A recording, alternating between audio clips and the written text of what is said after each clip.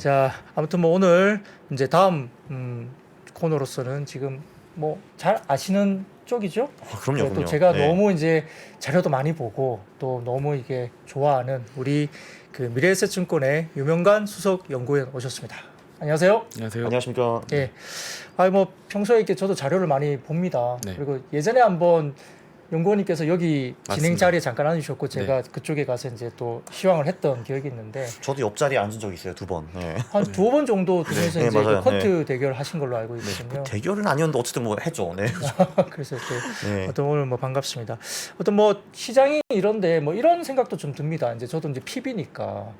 그러니까 예를 들어 이제 저포주가 가지 않는 시장일 수도 있잖아요. 예를 들면 뭐 최근에 뭐 싸게 느껴지는 일부 IT도 있고 그런데 사실은 뭐 최근에 뭐 태조 이방원이라는 어떤 이슈가 되면서 수급이 비싸더라도 그쪽에 이제 막 수급이 몰리면서 뭐 방산주라든지 뭐 태양광도 마찬가지고 이제 뭐 어떤 종목들은 되게 많이 올랐잖아요. 네. 그러니까 퀀트적인 입장에서는 이럴 때 되게 좀 뭔가 매매하기가 좀 쉽지 않을 수도 있다 이런 생각도 사실 들거든요. 네, 저도 그래서 뭐 자료를 이제 작성을 하는 게 이제 일이니까요.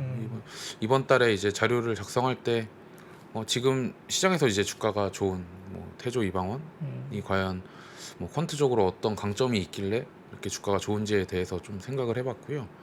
그리고 뭐 자료를 좀 보면서 말씀드릴 테지만 일단 첫 번째는 뭐 삼성전자나 SK하이닉스 혹은 다른 큰 기업들 같은 경우에는 한국 시장에서는 이제 외국인 수급이 굉장히 주도하는 섹터들이에요. 근데 태조 이방원 같은 경우에는 뭐 2차 전지는 LG 에너지 솔루션이 있으니까 뭐 예외적으로 그리고 다른 섹터들 같은 경우는 좀 아직까지는 시가총이 좀 작기 때문에 외국인 위주의 이제 수급적인 뭐 플레이가 아니라 뭐 기관이나 개인 투자자분들이 좀 주식을 많이 매수하면서 주가가 쉽게 움직일 수 있었다라고 뭐 수급적으로는 판단을 하고 있고요. 두 번째로는 이익이 상대적으로 좋습니다. 그쪽 섹터가. 네. 5개 다요? 5개 다라고는 말씀 못 드릴 것 같고요. 네. 조선은 사실은 수주, 뭐 방산도 마찬가지고 수주 기반이기 때문에 다른 모멘텀으로 좀 해석을 해야 될 것 같고, 기본적으로 태양광이나 그리고 조선 섹터로 분류가 돼요. 이런 피팅 같은 뭐 기업들 같은 경우에는. 그래서 그런 업종들은 또 어닝이 나쁘지 않습니다. 네, 그래서 다양한 좀 분석을 해서 이번에도 자료를 작성을 좀 했습니다. 네. 그 작가님 같은 경우는 퀀트 하시면서 지난번에 공개적으로 5월달에 주식 다 팔았다 네. 말씀하신 적이 있잖아요. 4월 22일. 네. 4월 그렇죠. 20일 다 파셨어요? 네. 그럼 언제 들어갑니까? 사실 오늘 조금 들어갔고요. 네. 10월 말에 나머지 슬슬 들어가야죠. 아, 그럼 오늘부터 입질이 들어간 겁니까? 매수가? 네, 그래서 사실 근데 오늘 제가 좀 바빠가지고 네. 이제 그 30분 내에 전부 이거를 했거든요. 근데 네, 그래서 비자발적으로 그 분할 매수가 되었습니다. 월요일에 좀 더 계속해야 돼요. 네. 그러니까 이제 퀀트적인 타이밍을 저는 좀 잘 모르겠거든요 아직까지는. 네. 그러니까 요즘 같은 스타일에서 퀀트가 수익을 좀 더 낼까 아니면 가는 쪽에 더 붙어서 가는 게 수익이 더 잘 나올 것인가, 그 부분은 PB 입장에서 되게 좀 고민스럽거든요. 고객들의 포지션을 뭔가 조회해줘야 되니까. 뭐 그런 부분은 또 어떻게 정리가 되고 있어요? 한마디로 이제 무엇을 사는지는 대충 알겠는데 언제 사는가 그거 말씀하시는 그렇죠. 거죠. 예. 네. 뭐 저는 기본적으로 일단 시장 전체적으로는 좀 보수적으로 보고 있습니다. 아직까지는 계속, 그러니까 지수 자체는 안 좋을 것으로 전망을 하고 있고요. 그리고 종목 플레이는 여전히 유효하다라고 보고 있고, 기존의 주도주인 뭐 태조 이방원 그 중에서도 뭐 이번 자료에서 실적으로 한 번 더 스크리닝을 하긴 했지만 그러한 기업들은 적어도 3분기 실적 시즌까지는 들고 갈 만하다라고 판단을 좀 하고 있습니다. 그래서 오늘은 제가 이제 방송 나오면은 좀 어렵다라고 이렇게 느끼시는 분들이 좀 많아서 아예 보고서를 아예 가져왔어요. 왜냐하면 이제 보고서가 보통 나오면 저희가 세미나를 다닐 때 이제 PPT로 좀 변환을 하기 때문에 굉장히 좀 압축을 해서 이제 다니는 거잖아요. 그래서 이번에는 좀 보고서를 아예 가지고 와서 한번 같이 좀 읽어보면서 좀 제 생각도 전달해 드리고 어떤 기업들을 관심을 가지고 있는지에 대해서 말씀드릴 예정입니다. 네. 그런 것도 말씀해 주시는 거죠. 조금 전에 이제 지수를 별로 안 좋게 본다라고 하셨는데 네. 어떤 시그널이 보여야지 네. 지수가 다시 좋게 보이느냐 이런 것도 네. 여기서 말씀해 주시나요? 좋게 보는 타이밍 같은 경우에는 이번 보고서는 없고요. 네, 하반기 시장은 계속 안 좋을 거라고 저는 보고 있기 때문에 네. 네, 우선 뭐 보고서 한번 띄워주시면요. 일단 8월 24일 날 이제 발간한 내용이에요. 제목은 뭐 실적 피크아웃을 피하는 방법 이렇게 좀 지었습니다. 아마 지난 방송에서 제가 마지막 부분에 투자자분들께서 실적이 좋은 기업들을 사는 거는 이제 뭐 당연한 뭐 진리 같은 건데 과연 어떤 기업들이 실적이 좋은 건지를 좀 퀀트적으로 좀 판단을 해야 된다. 네. 그래서 예상보다 좋아야 하고 또 이 피크아웃 우려가 없는 기업들이 저는 실적이 좋은 기업이라고 판단했기 때문에 이번 주제는 이 실적 피크아웃 우려가 좀 적은 기업들을 한번 골라보자 하는 내용이라고 보시면 돼요. 보통 저는 이제 자료를 쓸 때 요 큰 단락에다가 제가 담고 싶은 얘기를 짧게 이제 적습니다. 네. 그래서 한번 보시면은 2분기 실적이 이제 좋았어요, 한국 기업들이. 그럼에도 불구하고 저는 하반기 실적에 대해서 굉장히 안 좋게 보고 있다라는 내용이 들어가 있고요. 그러니까 시장 전체적으로 실적이 안 좋기 때문에 반대로 이익이 좋은 기업들은 프리미엄을 더 받을 수가 있습니다. 네, 실적이 다 같이 좋으면은 앞에서 이제 부장님께서 처음 말씀해 주셨던 PER 같은 지표들이 굉장히 워킹을 잘할 수가 있어요.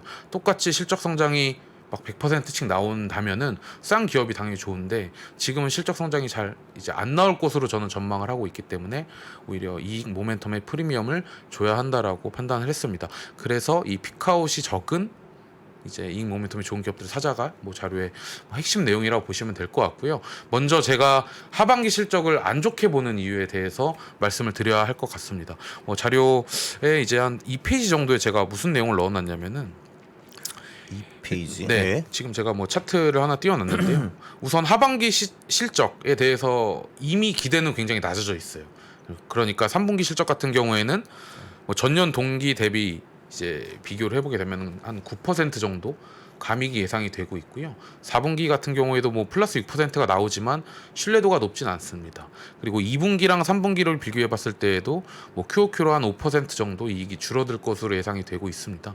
근데 사실 반도체는 특히 안 좋다는 거네요. 네, 그러면은? 네, 맞습니다. 근데 사실 지금 방송 보고 계시는 분들은 그러니까 제가 이제 말씀드린 걸 조금 어떻게 해석을 하셔야 되냐면은 지금 나와 있는 마이너스 9%는 주가에 반영이 되어 있다라고 보시면 될 것 같아요. 네. 그러니까 실적이 안 좋아질 것이다라는 부분은 일정 부분은 일단 주가에 다 반영이 되어 있어요. 이게 뭐 시장을 좋게 보시는 분들의 아마 가장 큰 논리일 거예요. 기대감이 이미 낮아져 있다. 근데 사실 저는 이보다 더 실적은 안 좋아질 거다라고 전망을 하고 있습니다. 그럼 다시 말씀하면은 이제 네. 마이너스 9% 정도 떨어지면은 이제 장이 지금 그대로로 갈 것이고 네. 일부 마이너스 4%가 떨어지면 장이 올라갈 것이고 네, 맞습니다. 그리고 마이너스 14%면 더 떨어질 거다 이런 네. 거죠, 그죠? 네. 예. 그러니까 지금 추정치 같은 경우에도 계속 내려오고 있지만 사실 3분기 실적 같은 경우에는 예상보다 더 크게 미스할 가능성이 높다라고 보고 있는데 그 이유는 뭐 지난번에도 계속 말씀드렸던 부분이에요.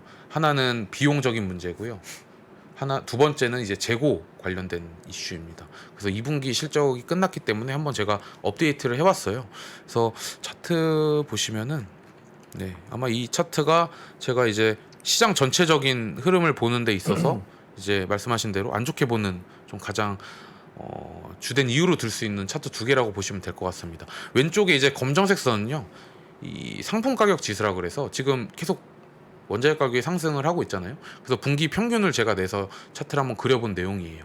네. 그리고 주황색 선은 기업들의 매출 원가율이라 그래서 이제 매출액이 있으면 그 다음 항목이 매출 원가거든요. 그래서 이 주황색 선이 빠지면은 기업의 수익성이 좋아지는 국면, 올라오면 수익성이 안 좋아지는 국면이다라고 보시면 될 것 같습니다. 올라오고 있다. 그러네요. 네, 이게 사실은 뭐 최근에 뭐 올해 상반기 동안에 가장 큰 이슈가 원자재 가격이 상승하는 게 이슈였지만 실제로 작년부터 상승을 하고 있었어요. 그럼에도 불구하고 작년 같은 경우에는 이 주황색 선이 하락을 하는 모습을 보실 수가 있는데요. 그러면 기업의 수익성이 개선됐다라는 뜻이잖아요. 이거는 기업들의 원가가 늘어나는 양보다 이 매출이 훨씬 더 큰 폭으로 성장했기 때문에 이 수익성이 개선될 수 있었던 시기였습니다. 그런데 올해 상반기부터 나타나고 있는 변화는 이 매출 원가율이 조금씩 올라오고 있어요. 네. 작년 3분기가 79 정도 됐었고요. 1분기가 79.3, 2분기가 79.6으로 굉장히 좀 미세한 것처럼 보이지만 네, 조금씩 올라오고 있습니다. 이게 1분기 대비해서 보시면 숫자가 0.3%포인트 는 거잖아요. 이거 굉장히 많이 올라온 거거든요. 네. 한국 기업들의 마진, 그러니까 영업이익률이 평균적으로 7에서 한 8% 정도 네. 하는데 그러니까 0.3% 정도면은 그러니까 제가 금액으로 말씀을 드리면은 한 7에서 8조 원 정도 수준의 네, 비용이 생겼다라는 뜻입니다. 근데 3분기랑 4분기에는 사실 이 추세는 계속 상승할 수밖에 없거든요. 그래서 평균적으로 한국 기업들의 매출 원가율 평균 값이 대략 한 80% 정도 되니까 지금 수준보다는 뭐 적어도 0.5% 포인트는 더 오를 수가 있는 상황이 지금 하반기에 나타날 가능성이 매우 높다라고 보고 있습니다. 네. 그러면 그 바로 네. 옆에 보니까 그 영업이익률이 보이더라고요. 네. 맞습니다. 그럼 지금 한 9% 정도에서 좀 더 많이 떨어질 거라고 생각을 하시는 네, 거예요? 맞습니다. 예. 네. 그리고 실제로 제가 5월 말에 이제 연간 전망 냈을 때 그때 당시에 2022년도 한국 기업들의 OPM, 그러니까 영업이익률이 한 9.1% 정도였거든요. 지금은 이미 많이 내려온 상황이긴 하지만 네. 그거보다 더 내려온다라고 저는 보고 있습니다. 네. 그리고 이런 매출 원가율에 대한 부담이 첫 번째는 이제 하반기 실적이 굉장히 안 좋을 것이다라는 이유가 될 것 같고요. 두 번째는 이 기업들의 재고 문제가 계속 지금 좀 높아지고 있다라고 보고 있는데 이 그림 10번 그러니까 차트 한번 다시 한번 봐주시면요. 이 회색 막대 그래프 쪽 보시면은 이 매출액 증가율이 2분기에도 좋았어요. 한국 기업들이. 그럼에도 불구하고 이 재고 자산은 더 늘었습니다. 네. 이게 작년하고 비교해 봤을 때는 뭐 한 50% 가까이 YY로 늘었고요. 1분기랑 비교했을 땐 대략 한 14% 정도 재고 자산이 늘었거든요. 네. 근데 상식적으로 좀 이해가 안 되는 게 네. 매출액이 늘었다는 건 많이 팔았다라는 건데 재고 자산을 왜 동시에 또 같이 이렇게 더 많이 늘었을까요, 이게? 그러니까 재고 자산 같은 경우에 매출이 발생을 하려면은 기업에 재고를 많이 쌓아야 하거든요. 근데 그쵸. 이게 사실 예. 정성적인 해석을 좀 덧붙이면은 뭐 여러 가지 이유가 있을 것 같아요. 상반기 1분기 동안은 글로벌 공급망이 좀 문제가 됐기 때문에 좀 원재료를 미리 사두거나 미리 생산을 했었던 케이스도 있을 것 같고요. 그리고 지금 기업들의 매출액이 잘 나오는 부분은 물론 수량이 많아져서 매출액이 잘 나오는 걸 수도 있지만 그 가격 자체가 많이 올랐어요. 아, 그렇죠. 인플레 때문에요. 네. 그럼 재고 자산도 금액 기준이기 때문에 자연스럽게 좀 증가할 수밖에 없습니다. 뭐 환율 영향이 있었다고 네, 보면 맞습니다. 맞겠죠? 네, 환율도 네. 있었고요. 네. 사실 그래서 재고 자산 금액이 단순히 늘어나는 거는 뭐 크게 문제 삼지 않아도 되지만 이 매출액이랑 비교를 했을 때 저희는 지난번에 간단하게 말씀드렸던 것 같은데 재고 자산 회전율 지표라는 게 있거든요. 그러니까 이 회전율이 높으면 높을수록 굉장히 기업이 효율적으로 재고를 좀 관리하고 있다라고 보시면 돼요. 근데 지금 재고 자산 회전율이 한국 기업들이 대략 한 7.7회, 그러니까 사상 최저 수준입니다. 보니까 한 네. 그 작년 4분기까지는 얼추 매출 성장률이랑 그 재고 자산 증가율이 비슷하게 갔는데 네. 올해 1, 2분기부터 네. 재고 자산이 훨씬 더 많이 증가하고 네, 있네요. 맞습니다. 네, 네. 그래프를 보면은. 네. 그래서 기업의 실적은 이 재고가 쌓일 때 좋아지거든요. 근데 어느 순간에 많이 쌓이게 되면은 한 번 이 재고를 탁 털어야 되는 그런 시간이 좀 필요합니다. 네. 그래서 뭐 하반기가 될 수도 있고요. 내년이 될 수도 있지만 어쨌든 지금 기업들의 재고가 많다라는 거는 굉장히 저는 굉장히 안 좋은 좀 이슈라고 좀 보고 네. 있어요. 그러니까 경기가 회복이 안 되면 그것도 굉장히 뒤로 미뤄질 가능성이 네, 굉장히 맞습니다. 높다고 보겠네요. 네. 지금 그래서 보여드리는 차트들은 전부 다 시장 전체 제가 합산해서 데이터를 지금 보여드리는 거기 때문에 하반기의 실적이 뭐 안 좋을 것으로 다 예상을 하고 있지만 그것보다 더 안 좋아질 가능성이 매우 높다라고 저는 판단을 하고 있습니다. 네. 그럼 반대로 그래도 안 좋아지는데 그 중에서 좀 버티는 애들이 네. 그나마 좀 잘 나가겠네요, 그죠? 네, 이게 지금 딱 말씀해주신 포인트가 지금 하나만 차트를 더 보고 말씀을 이어서 한번 해보시면은 그림 이 11번 그림 한번 봐주시면요, 이게 연간 이제 실적 증가율에 대한 부분이에요.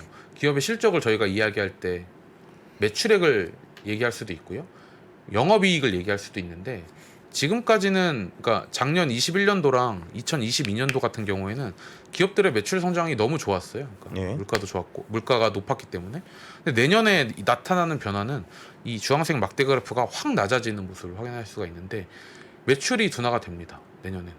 그러면은 앞에서 제가 말씀드렸던 매출 원가율 상승에 대한 부담, 그리고 이미 쌓여 있는 재고에 대한 부담은 내년 가서 굉장히 심해질 가능성이 높다라고 판단을 하고 있는 거죠. 그래서 기업의 실적이 뭐 예를 들어서 앞에 말씀해 주신 것처럼 좋은 기업들이 주목받을 수 있다라는 표현이, 그럼 매출이 좋은 기업들을 살 거냐, 수익성을 방어할 수 있는 기업들을 살 거냐라는 이제 두 가지 선택이 남아 있을 것 같은데요. 저는 지금 하반기 당장에는 수익성이 먼저라고 보고 있고요. 2023년도를 조금 미리 예상을 하자면 그때 가서는 매출액이 훨씬 더 중요할 거다라고 보고 있습니다. 매출액 내에서도 수량과 가격이 있는데 수량이요. 네, 그래서 지금 하반기에는 수익성 방어, 내년에는 좀 이 Q 성장에 대해 좀 집중을 하자 이렇게 좀 그러니까 저 그래프 보면은 네. 이제 2023년에 그 이제 매출 성장은 많이 줄어드는데 그 영업 이익률은 오히려 7.9에서 8.4로 오른다라고 지금 네. 주장을 하고 있잖아요. 근데, 네. 근데 사실 그럼 그게 앞뒤가 좀 안 맞지 않나요? 원래 영업 이익률이 좀 더 많이 떨어지는 게 정상 아닐까요? 근데 이제 사실 이거는 매출액 증가율이기 때문에 어쨌든 올해보다 내년에 매출액은 5% 정도 늘기 때문에 네. 뭐 8.4%라는 추정이 뭐 틀리다라고 판단할 수 없겠지만 지금 정황상 기업들의 재고나 이런 매출 원가 추이를 봤을 때에는 정황상 이 내년에 추정되어 있는 8.4%도 낮아질 가능성이 매우 높다라고 보고 있는 거죠. 네, 이렇기 때문에 아직까지 기업들의 실적이 얼마큼 안 좋아질지는 함부로 예상하기가 어려운 국면이다. 만약에 제가 기업의 실적이 이 정도까지 확실하게 안 좋아질 거다라는 전망이 가능하고 모든 시장 참여자들이 그걸 알고 있다라면은 주가에는 이미 다 반영되어 있기 때문에 지금 바닥이다라는 논리가 좀 성립이 될 수가 있겠지만 지금 기업들의 재무제표 상에서 나타나고 있는 변화들을 체크해 봤을 때에는 좀 아직 보수적으로 시장 전체적으로는 봐야 되지 않을까라고 보고 있는 거죠. 그 시장을 뭐 이분법적으로 하기는 좀 쉽지는 않지만 네. 뭐 소위 말하는 예를 들어서 뭐 성장주 네. 뭐 대 가치주 이렇게 이제 이분법을 좀 생각을 많이 하잖아요. 그 지금 같은 국면에서는 오히려 그러면 가치주 쪽으로 좀 가야 한다고 생각하는 건가요? 지금 같은 국면에서는 네. 사실 그러니까 성장주 가치주에서 가장 중요한 거는 금리거든요. 금리. 근데 금리 중에서도 저희가 많이 보는 지표인 이 장단기 금리차라는 지표가 가장 성장주 가치주 상대 강도랑 그러니까 성장주가 좋은지 가치주가 좋은지 판단하려면은 금리도 당연히 봐야 되겠지만 그보다 더 중요한 건 장단기 금리 차입니다. 그러니까 장단기 금리 차가 확대가 된다라는 거는 경기가 좋아진다라는 뜻이기 때문에 가치주가 보통 아웃퍼폼을 하고요. 이 장단기 금리 차가 축소가 되면은 성장주가 아웃퍼폼을 하지만 지금 축소돼 있대죠. 네. 지금. 네. 명백하게 지금은 장단기 금리 차가 좀 축소되는 사이클이기 때문에 가치주가 저는 좋다라고 생각하고 있지는 않습니다. 그럼 이제 두 번째로 성장 쪽이 좀 더, 성장주가 네. 조금 더 유리한 지금 국면이라고 보고 있지만 금리의 절대적인 또 레벨이 높기 때문에 금리의 레벨이 높으면은 이게 조금 어려우실 수도 있지만 알고 있지만 할인율이 높아지잖아요. 그러면 현금 흐름이 좀 멀리 있는 성장주보다는 당장의 실적이 좀 꽂히는 성장주가 유리합니다. 네, 그렇기 때문에 성장주 내에서도 사실 카테고리가 좀 있거든요. 조금 더 먼 미래에 현금 흐름 이제 현금이 돌아오는 게 예상되는 성장주가 있을 거고 상대적으로 올해나 뭐 내년에도 계속 실적이 좋아지는 현금이 쌓이는 성장주가 있을 것 같은데 후자가 지금 국면에서는 가장 안전한 뭐 스타일 선택이 될 거라고 보고 있습니다. 요약을 하면은 가치주는 장단기 금리 차이가 줄어들었기 때문에 별로 그렇게 매력적이지 않고 네. 성장주가 그래서 좀 더 좋기는 한데 근데 그 성장주에서도 꿈을 좀 많이 먹는 성장주는 좀 별로고 네. 왜냐면 그 꿈이라는 거는 이제 굉장히 먼 미래에 돈을 벌어들일 거니까 그래서 지금 당장 돈이 꽂히고 네. 그 꽂히는 돈이 지금 빨리 늘어나는 그 성장주가 상대적으로 낫다라는 네, 말씀이시네요. 네. 네, 그렇기 때문에 분기 실적마다 이게 실적이 좋은 기업들 같은 경우에는 2분기 같은 경우에는 실적이 좀 괜찮았거든요. 환율 때문에. 그래서 주가가 좀 좋아지는 그런 모습들이 좀 나와서 확실히 시장에서 인기가 많은 소위 주가 상승률이 좋은 기업들의 공통적인 특징은 일단 실적이 좋았습니다. 네, 그게 사실 가장 지금 종목 장세를 설명하는데 가장 중요한 키워드가 아닐까라고 생각을 하고 있어요. 네, 그래서 자료의 이제 앞단에는 제가 시장 전체적인 이야기를 좀 담았어요. 그래서 예상보다 실적은 더 안 좋아질 수 있을 거고 그렇기 때문에 시장 전체적으로 주가를 좋게 보고 있지는 않습니다라는 내용이 이제 담겨져 있는 거고요. 그렇다면은 어떤 종목이 상대적으로 유리할지에 대해서 이제 넘어갔죠, 이제 자료가. 네. 오호, 네. 네. 그래서 아마 이번에 이제 작가님도 좀 관심이 좀 이제 이 주제는 많으실 것 같아요, 제 예상에는. 네. 네. 조금은 퀀트적으로 좀 자료를 퀀트 애널리스트이긴 하지만 제가 이제 매번 퀀트적으로 자료를 쓰진 않거든요. 근데 이번에는 좀 퀀트적인 것들을 많이 가미해서 자료를 작성을 한번 해봤습니다. 그래서 제 주제가 아까 이제 실적 피크아웃을 피하자 이제 요거잖아요. 네. 근데 이제 저희가 항상 이제 피크아웃이다라는 게 일단 정의가 좀 필요할 것 같은데 간단하게 말씀드리면 올해는 실적이 100% 성장을 했는데 내년에 10%밖에 성장을 안 하는 기업들, 이게 이제 피크아웃이 되는 기업이라고 정의를 할 수가 있을 것 같은데 사실 이러한 기업들은 제가 분석을 할 필요가 없어요. 이미 애널리스트들의 추정치가 있기 때문에 이거는 사실 피크아웃 뭐 우려가 높다라고 설명만 할 수 있지 뭐 주가의 방향성을 뭐 논하기에는 뭐 이미 데이터가 나와 있으니까요. 그래서 제가 생각한 아이디어는 일단 사례를 하나 보시면 조금 더 이해가 빠르실 것 같아요. 요 차트를 한번 봐주시면요. 그림 이제 12번. 네. 이제 철강 업종의 이제 영업이익 서프라이즈 비율이에요. 4분기 같은 경우에는 일반적으로 일회성 비용이 많기 때문에 제외를 하고 한번 계산을 해보면 지금 철강 섹터가 2년 동안 서프라이즈가 났습니다. 네, 어닝 서프라이즈가. 네. 애널리스트들이 예상했던 것보다 실적이 잘 나왔어요. 근데 오른쪽에 주가를 한번 봐주시면요. 주가는 작년 5월이 고점이었거든요. 이때가 딱 2021년 1분기 실적 시즌이었고 이게 사실 네 번째 어닝 서프라이즈였습니다. 그러니까 네 번째 어닝 서프라이즈 이후에는 아무리 주가가 서프라이즈가 나도 더 이상 반응을 안 하고 오히려 추세적으로 좀 하락하는 그런 모습을 보였죠. 그러니까 뭐 철강 업황에 대한 펀더멘털 분석을 제외하고 단순히 어닝 서프라이즈 횟수로만 주가의 흐름을 판단했을 때에는 네 번째가 고점이었다. 이런 사례를 좀 들수 이게 사실은 제가 오늘 말씀드리고 싶은 피크아웃에 대한 정의거든요.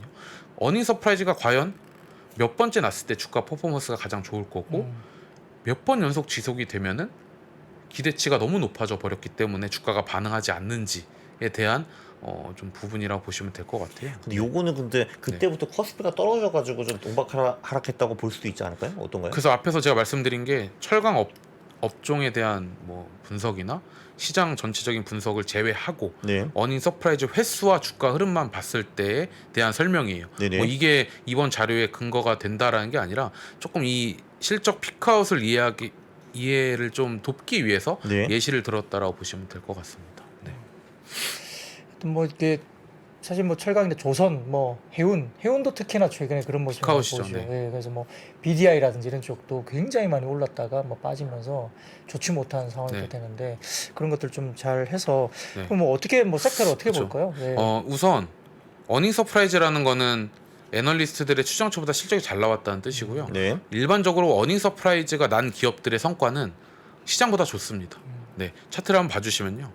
어닝 서프라이즈를 제가 이제 플러스 마이너스 5%로 좀 정의를 했고요. 어쨌든 그래서 2012년도 1분기 실적 시즌부터 지금까지 2분기 실적까지 계산을 한번 해보면은 평균적으로 연에 한 5% 정도 이제 벤치마크가 수익률이 났으면 기준이 되는 숫자라고 보시면 돼요.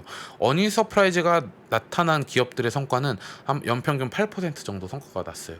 그러면은 기준보다 한 플러스 3%포인트는 초과 성과를 달성했다라는 건데 이 어닝 서프라이즈가 난 기업들을 제가 한 4개 그룹으로 나눴습니다. 첫 번째는 그냥 이번에 어닝 서프라이즈가 처음 난 기업들 2회는 지금 2번 연속 난 기업들이고요.